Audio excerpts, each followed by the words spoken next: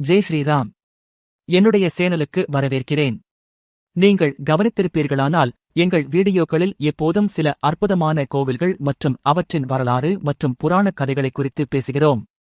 இந்த தொடரில் நான் ஒரு விசேஷ கோவிலின் பற்றி பேசப் போகிறேன். இது நாடு முழுவதிலும் இருந்து பெரிய அளவில் மக்களை ஈர்க்கிறது.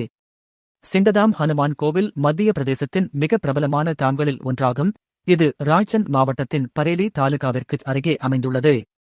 இந்த கோவில் அதன் அதிசய சக்தி மற்றும் பக்தர்களின் விருப்பங்களை நிறைவேற்றுவதற்காக பரவலாக அறியப்படுகிறது. இங்கு வரும் அனைத்து பக்தர்களின் விருப்பங்களும் நிறைவேறுவதாக நம்பப்படுகிறது. இந்த கோவில் மத்திய பிரதேசம் மட்டுமல்லாமல் சுற்றியுள்ள மாநிலங்களின் பக்தர்களின் முக்கிய பக்தி மையமாகவும் விளங்குகிறது. இங்கு வரும் பக்தர்கள் தங்கள் விருப்பங்கள் நிறைவேறிய பிறகு பண்டாரா, அன்னதானம் ஏற்பாடு செய்கின்றனர். மேலும் பகல், இரவெல்லாம் பக்தி கீர்த்தனம் நடத்துகிறார்கள். சிண்டதாம் கோவில் ராய்ச்சந்த் மாவட்டத்தின் பரேலி தாலுகாவிற்கு அருகே சிண்ட் கிராமத்தில் அமைந்துள்ளது. இது போபாலிலிருந்து 120 கிலோமீட்டர், பரேலிலிருந்து 8 கிலோமீட்டர் தொலைவில் உள்ளது. கோவிலில் வருகை தரும் பக்தர்களுக்காக பரேலியில் நல்ல தங்குமிடம் உள்ளது. அங்கு ஹோட்டல் அறையின் கட்டணம் நாள் ஒன்றுக்கு சுமார் 1000 முதல் 1200 ரூபாய்கள் வரை ஆகின்றது. இங்கு வரும் பக்தர்கள் பல மைல்களை கடந்து கூட தாதாயின் தரிசனத்திற்கு வருகிறார்கள். இங்கே சிண்டதாமில் ஹனுமான் ஜியை பக்தர்கள் தாதா என்று அழைக்கிறார்கள். சிண்டதாம் கோவிலின் வரலாறு மிகவும் சுவாரஸ்யமாகவும் மர்மமாகவும் உள்ளது. உள்ளூர் மக்களின் கருத்துப்படி இந்த கோவில் 200 ஆண்டுகளுக்கும் மேலானது. முதலில் இங்கு விவசாய நிலம் இருந்தது. விவசாயி ஒருவர் வேலை செய்யும் போது பஜரங்கபலியின் சிலை கிடைத்தது. அவர் அதை அப்பேற்றியில் ஒரு சிறிய மடியில் வைத்து பிரதிஷ்டை செய்தார். கோவிலின் சிறப்பு என்னவென்றால், இங்கு சுமார் 500 ஆண்டுகளுக்கு மேல் வயதாகிய பீப்பல் மரத்தின் கீழ் தெற்காமுகமாக ஹனுமான் ஜியின் சிலை நிறுவப்பட்டுள்ளது. இது சாஸ்திரங்களின்படி சித்தமாக கருதப்படுகிறது. இந்த சிலையில் ஒருவர் அதே இடத்தில் கடுமையான தவம் செய்துள்ளார் என்பதால் ஹனுமான் ஜி அதன் உள்நிலையில் வாசமாக இருந்து வருகிறார்கள். காலப்போக்கில் இந்த சிலை 1 அடி உயரத்தில் இருந்து 5 அடி உயரத்திற்கு வளர்ந்தது. இங்கு வரும் பக்தர்களின் நம்பிக்கை என்னவென்றால், தாதா அனைத்து பிரச்சனைகளுக்கும் தீர்வளிக்கிறார். மெதுவாக இங்கு பூஜை பாடம் நடைபெறத் தொடங்கி மங்களம் நிறைவடைந்ததாக கூறப்படுகிறது. இதற்கு பிறகு மக்கள் அதிக அளவில் இங்கு வரத் தொடங்கினர். இது முக்கிய ஆன்மீக இடமாக மாறியது. கோவிலின் உள்ளே தாதாயின் முன்னே ராம தர்பார் நிறுவனம் 1994ஆம் ஆண்டு நிறுவப்பட்டது.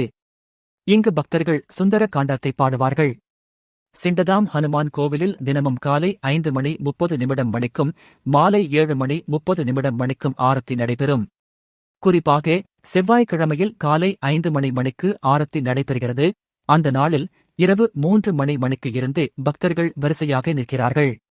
எனவே தொடர்ந்து 5 செவ்வாய்க்கிழமைகளில் காலை 5 மணிக்கு ஆரத்தியில் கலந்து கொள்வது ஹனுமான் ஜி மகாராஜ் உங்களின் விருப்பத்தை நிச்சயமாக நிறைவேற்றுவார் என்று நம்பப்படுகிறது.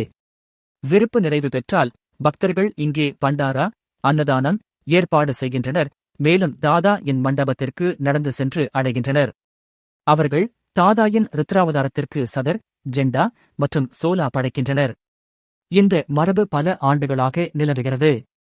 கோவிலில் ராம நவமி, ஹனுமான் ஜெயந்தி, புத்தாண்டு, தசரா மற்றும் மகர சங்கராந்தி போன்ற பண்டிகைகளில் சிறப்பு கூட்டம் இருக்கும். இதுவே இல்லாமல் ஒவ்வொரு செவ்வாய் மற்றும் சனிக்கிழமைகளிலும் கோவிலில் பக்தர்கள் பெருமளவில் வருகிறார்கள்.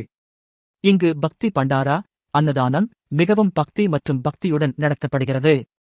கோவிலின் பண்டாரா, அன்னதானம் ஒழுங்குமுறை குழுவால் ஏற்பாடு செய்யப்படுகிறது. இது மிகவும் சிறந்தது. சிண்டதாம் ஹனுமான் கோவில் அதிசய விளைவுகளுக்கும் ஆன்மீக முக்கியத்துவத்திற்காகவும் முழு இந்தியாவில் புகழ்பெற்றது. இங்கு வரும் பக்தர்கள் தாதா அவர்களிடம் அனைத்து விருப்பங்களையும் நிறைவேற்றுவார் என்பதில் நம்பிக்கை இருக்கின்றது.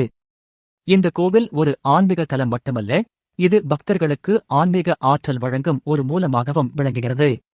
சிண்டதாமில் ஹனுமான் ஜி தரிசனம் மற்றும் பக்தி அனுபவம் தனிப்பட்டது மற்றும் இது அனைத்து பக்தர்களின் வாழ்க்கையில் அமைதி மற்றும் வளத்தை கொண்டு வரும். நீங்கள் சிண்டதாமின் தரிசனத்திற்கு கண்டிப்பாக வர வேண்டும்.